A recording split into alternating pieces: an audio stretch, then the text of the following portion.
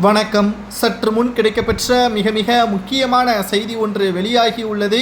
வேங்கை வயல் விவகாரம் பூகம்பமாக வெடித்திருக்கக்கூடிய நிலையில் தற்பொழுது அண்ணாமலை அவர்கள் அதிரடியான முடிவு ஒன்றை எடுத்துள்ளார். அதாவது புதுக்கோட்டை மாவட்டம் வேங்கை வயல் பட்டியல் சமூக மக்களுக்கான மேல்நிலை நீர்த்தொட்டியில் சமூக விரோதிகள் மனித மல கழிவால் பொதுமக்கள் பாதிக்கப்பட்டதை அடுத்து தொடர்ந்த வழக்கு எந்த முன்னேற்றமும் இன்றி 2 ஆண்டுகளாக கடந்துவிட்டது. தற்பொழுது பட்டியல் சமூகத்தை சேர்ந்தவர்கள் 3 பேரை குற்றவாளிகள் என்று திமுக அரசு கூறியிருப்பது பலத்த கேள்விகளையும் எழுந்துள்ளது.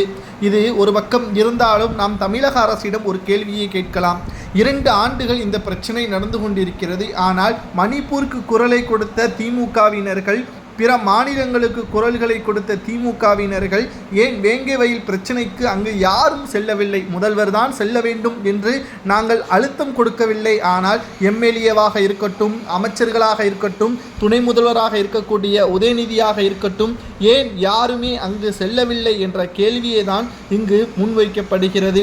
அது மட்டுமல்ல, கடந்த டிசம்பர் 24ஆம் தேதி 2022ஆம் ஆண்டு மேல்நிலை நீர்த்தொட்டியில் இருந்து தண்ணீரை பயன்படுத்திய பட்டியல் சமூக மக்களுக்கு உடல்நலக்குறைவு ஏற்பட்டதை அடுத்து மருத்துவ பரிசோதனையில் மக்கள் பயன்படுத்திய குடிநீர் காரணமாக இருக்கலாம் என்று தெரிய வந்தது.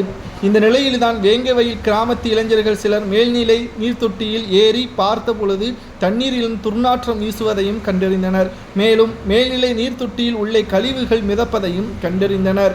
இந்த நிலையில்தான் உடனடியாக வேங்கை வயல் கிராமத்தை சேர்ந்த பொதுமக்கள் 26/12/2022 அன்று காவல்துறையினர் புகார் ஒன்றையும் அளித்துள்ளனர். இந்த வழக்கை பொறுத்தளவிற்கு சாதாரண திருட்டு, கொலை மற்றும் கொள்ளை வழக்குடன் இந்த வழக்கை ஒப்பிட்டு பார்க்கக்கூடாது. இது மிகவும் சென்சிட்டிவான வழக்கு. இந்த வழக்கை பொறுத்தளவிற்கு குற்றவாளியாக கருதப்படக்கூடியவர்கள் மனநிலை பாதிப்புக்குள்ளாகக்கூடிய வகையில்தான் அவர்களது செயல் அமைந்திருப்பதை நம்மால் பார்க்க முடிகிறது. அது மட்டுமல்ல, குறிப்பிட்ட சமூகத்தினர்களாக இருக்கக்கூடும் என்று பல போராட்டங்களும் அப்பொழுது நடைபெற்றது.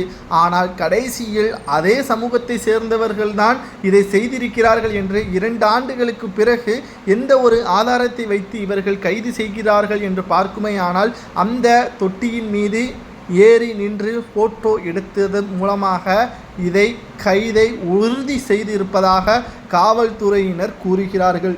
இந்த நிலையில்தான் இதை வன்மையாக கண்டிக்கக்கூடிய வகையில் அண்ணாமலை அவர்கள் ஒரு பதிவு ஒன்றை செய்துள்ளார்.